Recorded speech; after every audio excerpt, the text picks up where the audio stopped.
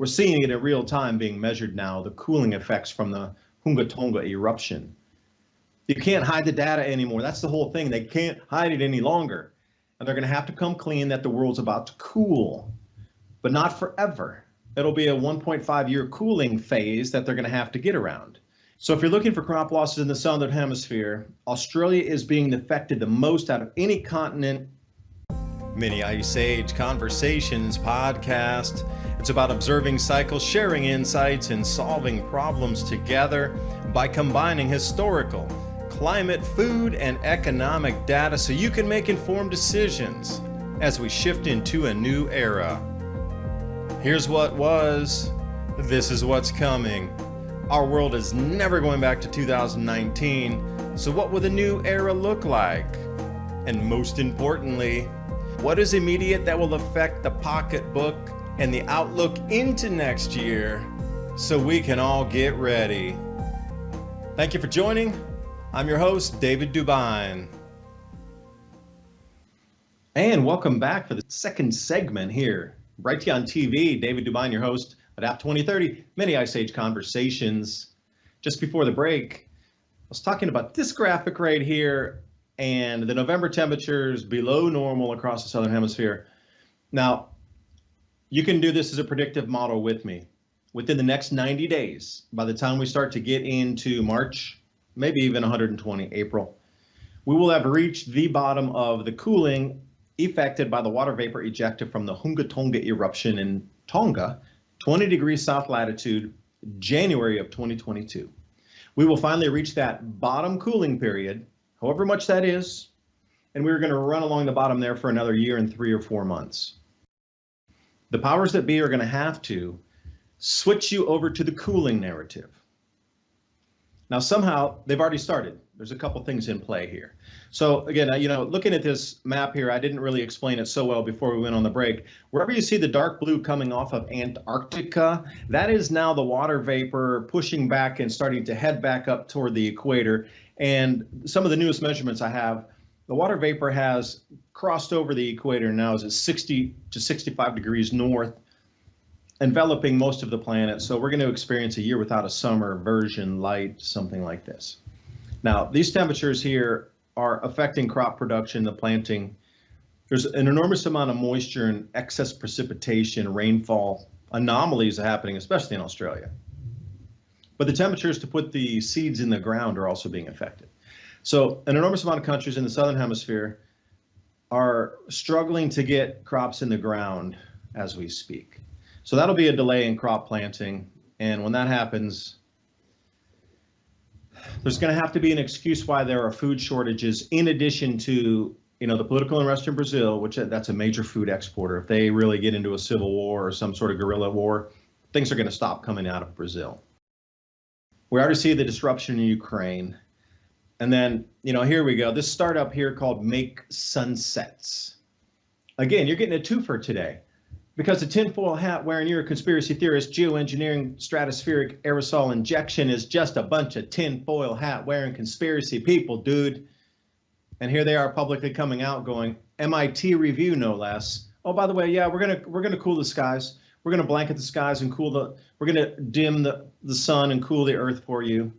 And you can buy carbon credits for them. Personally, it's like, I think it's starting off at $10 a ton or something like this. Carbon offsets, make some sets. Have you started to notice in aging or one of the older, for example, you may or I added to my hat on me to health with Adapt 20. And then, there's an enormous amount of climate geoengineering data and publication out there. David Keith is probably one of the leaders on that. Princeton has a huge amount. Yale, their programs over there with David Keith and the Marauders of the Atmosphere, the Pirates of the Atmosphere, all huge amounts of peer-reviewed research on how I know they've already done experiments. And now they're saying publicly that they can bring it out and roll with the program and cool the planet. So watch this. They're going to start talking about geoengineering in play already, and look what the good job they've done. Give them a hand. Yay, we cooled the planet. We staved off global warming. But at the same time, they're going to have to explain the cooling. Year without a summer can't be hidden across the planet because of this watery vapor eruption, which was the largest in human recorded history. So let me give you a couple running totals here. Pinatubo, and that blue line on the left there, that's the northern hemisphere temperature line. and black is the southern hemisphere temperature lines. So you can see the Pinatubo eruption demarcated there by the black arrows. And you can see it took about a year and 2 months, a year and 3 months before it hit the max cooling. Well, we're following the same exact profile with Tonga.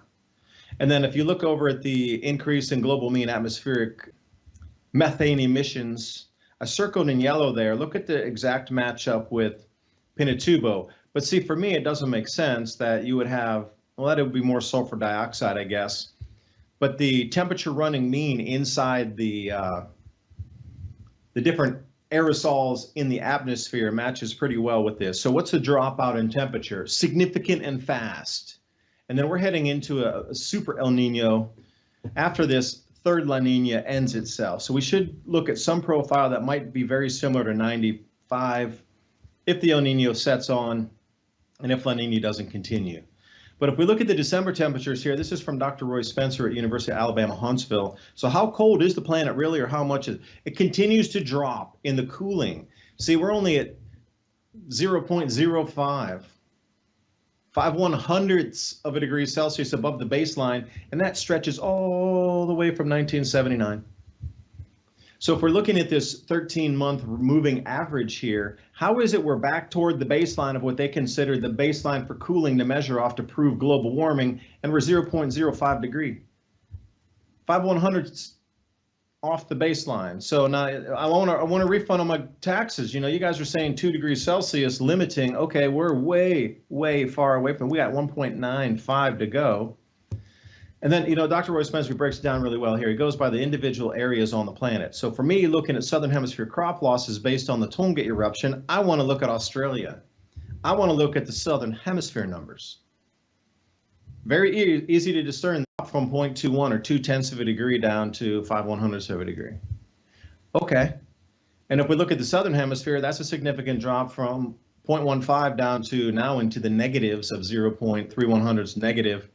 And we look into the Australia, it's very clear now, the pinpointing areas, and the tropics would be another one, right at that equatorial band where the ash and the sulfur dioxide and the water vapor was real heavy, rolling from 20 south up to the equatorial band. We're seeing it in real time being measured now, the cooling effects from the Hunga Tonga eruption. You can't hide the data anymore. That's the whole thing. They can't hide it any longer. And they're going to have to come clean that the world's about to cool. But not forever. It'll be a 1.5-year cooling phase that they're going to have to get around. So if you're looking for crop losses in the southern hemisphere, Australia is being affected the most out of any continent in that southern latitude area. So take Brazil offline with the civil war, take Ukraine offline, all of Russia not exporting to non-friendly countries which would be the Five Eyes pretty much. And then let's take a look at Australian temperatures here. Remember, they are in the middle of their summer, and they're still running 16 to 18 degrees Celsius below normal. That's about 25 degrees or 27 degrees Fahrenheit below the normal in the middle of the summer. And here I got one for you. This is an animation. Now, off to the west coast there, you're going to see a typhoon or cyclone had come overland and continues to build and stay intact, which is a little bit unnerving in itself and unusual that a typhoon rolling overland can electrically stay together to the point, as you see it there, enveloping and rolling through like a tadpole across the entire continent in the driest part of the continent. That's the whole thing. And they can't even get their December temperatures up yet. And they can't even, and it's delayed